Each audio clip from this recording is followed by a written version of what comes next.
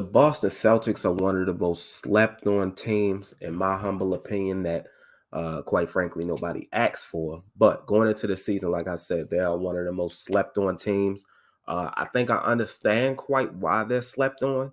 For the past few years, the Boston Celtics have been hyped up a lot and haven't really done anything with that hype. Yet, when they aren't expected to do much, they overachieve. Then the following season, they're expected to do more and they underachieve.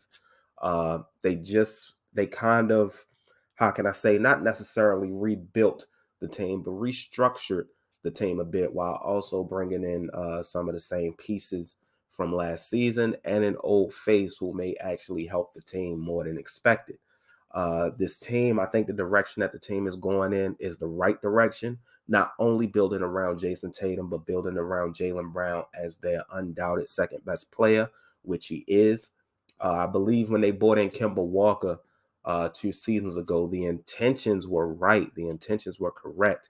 But I think it kind of took away from the development of Jaylen Brown. And I'm not saying that to the point where it stunted his development, because clearly it didn't. He blossomed in that time. But I think now, along with Kemba Walker's injuries that hurt the team, and the fact that he just didn't really seem like a great fit, he wasn't the Kemba Walker that they paid for. It's better now to give the keys to guys like Jason Tatum and Jaylen Brown and build around them accordingly. The Boston Celtics made some moves this offseason. Quiet moves, in the opinions of some, but I think they did enough to where they are going to be a bit of a threat this upcoming season in the East. We saw Jason Tatum is the kind of player who has the ability to get you one game against a team like Brooklyn when they have no business winning, quite frankly. They bought back Marcus Smart and Robert Williams, both on 4-year deals, obviously for different amounts of money. But I think it was very important to bring back Marcus Smart. There were rumors that Marcus Smart was involved in trade rumors and trade packages, which turned out not to be true. Robert Williams, I think, is a solid center for the team. Whether he'll start or not after the team just brought back Al Horford, I don't know. They might want the veteran Al Horford starting, but I still think Robert Williams is going to play a bulk of minutes, considering Al Horford may be past that in his career at the age he is now. Brad Stevens, the former coach for the Boston Celtics, has been moved up to general manager role, and the Boston Celtics have brought in Ime Udoka to coach the team. Very defensive-minded coach. And well, I mean, very good coach, very fresh start for the team. A coach who has respect around the league as an assistant. Coach who has been expected to receive a head coach position for some time now, when he finally has that opportunity with the Boston Celtics. Some of the quiet moves that the Boston Celtics made. First off, they lost Evan Fournier in free agency, who they traded for during the trade deadline. They lost Semi Ojeleye, who is not a big hit. They lost Kemba Walker, who they traded to the Oklahoma City Thunder for, and Al Horford. And they also lost Tristan Thompson, who, again, is not a big loss considering you're getting an Al Horford back. Quiet moves that they made. They made a trade with my Dallas Mavericks to acquire Josh Richardson. Josh Richardson had a terrible season last year with my Dallas Mavericks. Not the best showcase for him, but I think the issue is Josh Richardson isn't a bad player. Josh Richardson was just given a role that doesn't fit Josh Richardson. Josh Richardson was expected to be maybe a third leading scorer on the Dallas Mavericks team, which is not his role. That's not who he is. That's not who he should be meant to be. He was meant to defend the best players on the opposite team. Really good defender, but that's not who he's meant to be either. I think sliding into this Boston Celtics team, he'll fit in seamlessly. He'll fit in perfectly. I think he's going to help this team a lot. He can offer some playmaking. He can offer some defense. He can offer some scoring and shooting, but he's not relied on in order for the team to succeed.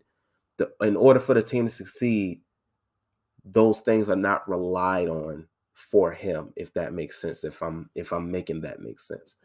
They also picked up Dennis Schroeder on a cheap mid-level exception deal. after he did not get the money he was expecting in free agency.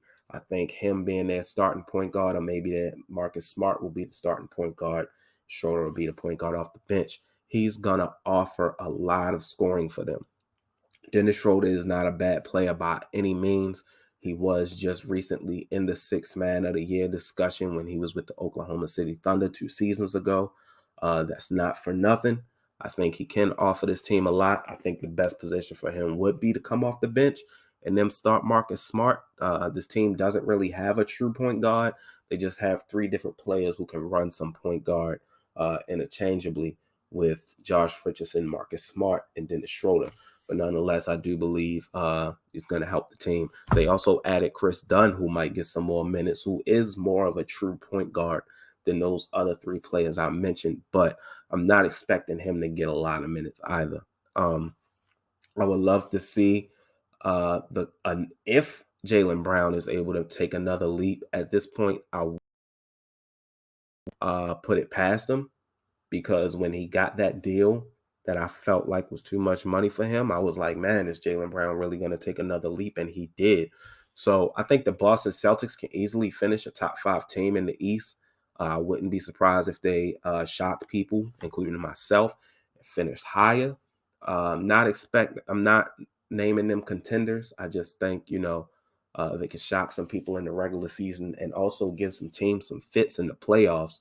I would love to see that from the Boston Celtics. I would love to see Jason Tatum have some more success. I would love to see Jaylen Brown and Jason Tatum both make the All-Star team this year.